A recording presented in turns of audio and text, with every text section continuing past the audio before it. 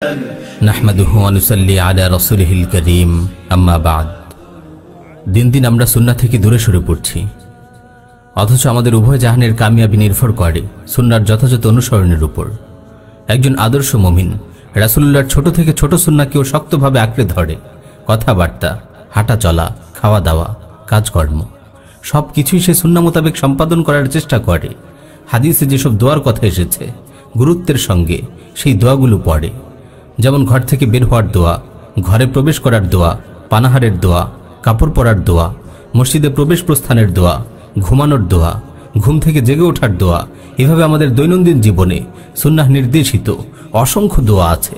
এই দোয়াগুলো আমাদের জীবনে নিয়ে আসে আসমানি বরকত, পরিশুদ্ধ করে তোলে আমাদের প্রতিটি পদক্ষেপকে। পদে পদে আমাদের স্মরণ করিয়ে দেয় মহান রবের কথা, তার আনুগত্যের কথা। এই দোয়াগুলো আমাদের হৃদয়ে আল্লাহর প্রতি ভালোবাসা সৃষ্টি করে, দ্বীনের উপর চলার প্রেরণা যোগায়। আল্লাহ তাআলা বলেন, ওয়াযকুরুল্লাহা কাসীরা লাআল্লাকুম তুফলিহুন। আল্লাহকে বেশি বেশি স্মরণ করো যাতে সফল কাম হতে পারো। অন্য আয়াতে আল্লাহ তাআলা বলেন, ফাইযা কাযাইতুমুস সালাতা ফাযকুরুল্লাহা কিয়ামান ওয়া কুউদান ওয়া আলা জুনুবিকুম। অতঃপর যখন তোমরা সালাত সম্পন্ন করবে তখন দণ্ডায়মান, উপবিষ্ট ও শায়িত অবস্থায় আল্লাহর জিকির করবে। প্রিয় ভাই, বড় অস্থির সময় পার করছি আমরা, কি ঘরে কি বাইরে, কোথাও আমাদের নিরাপত্তা নেই। আজ একমাত্র আল্লাহ রাব্বুল আলামিনই পারেন আমাদের নিরাপত্তা দিতে। প্রিয় নবী সাল্লাল্লাহু আলাইহি ওয়াসাল্লামের শেখানো এই দোয়াগুলোই আমাদের নিরাপত্তার জামিন। হাদিসে সকাল সন্ধ্যা কিছু আজকার পড়ার কথা এসেছে। এই আজকারগুলো অত্যন্ত গুরুত্বপূর্ণ।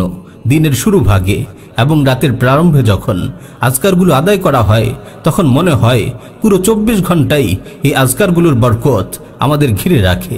আল্লাহ তাআলা বলেন, ইয়া আইয়ুহাল্লাযীনা আমানু যকুরুল্লাহা যিকরান কাসীরা ওয়াসাব্বিহুহু বুকরাতান ওয়া আসীলা। হে ঈমানদারগণ, তোমরা বেশি করে আল্লাহকে স্মরণ করো আর সকাল সন্ধ্যায় তার পবিত্রতা ও মহিমা বর্ণনা করো। অন্য আয়াতে আল্লাহ তাআলা বলেন, ইন্না আরসালনাকা শাহিদান ওয়া মুবাশশিরান ওয়া নাযীরা লিতুমিনু বিল্লাহি ওয়া রাসূলিহি ওয়া তুআজ্জিরুহু ওয়া তুওয়াক্কিরুহু ওয়া তুসাব্বিহুহু বুকরাতান ওয়া আসীলা। আমি তোমাকে একজন সাক্ষী, সুসংবাদদাতা ও সতর্ককারী হিসেবে পাঠিয়েছি যাতে তোমরা আল্লাহ ও তার রাসূলের প্রতি ঈমান আনো, রাসূলকে সাহায্য ও সম্মান করো এবং সকাল সন্ধ্যায় আল্লাহর তাসবিহ আদায় করো।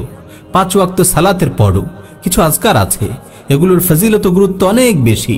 দৈনন্দিন আজকারগুলো শয়তানের কুমন্ত্রণা থেকে আমাদের হেফাজত করে, আল্লাহর সঙ্গে আমাদের বন্ধন অটুট রাখে, আল্লাহর সন্তুষ্টি ও রাসূলুল্লাহর শাফাআত লাভের ওসিলা হয়, আমাদের গুনাহ মাফের কারণ হয়, আমাদের রিজিক বৃদ্ধি করে, আসমানি বালা মুসিবত থেকে আমাদের হেফাজত করে, গীবত শিকায়াত সহ নানান গুনাহ থেকে আমাদের রক্ষা করে। প্রিয় ভাই, এই আজকারগুলো যেন আমাদের অন্তরের ব্যায়াম অনুশীলন। এগুলোর কারণে অন্তর থেকে হিংসা, বিদ্বেষ, অহংকার সহ অন্যান্য আত্মিক রোগগুলো দূর হয়ে যায়, অন্তর হয়ে ওঠে সুস্থ ও পরিচ্ছন্ন।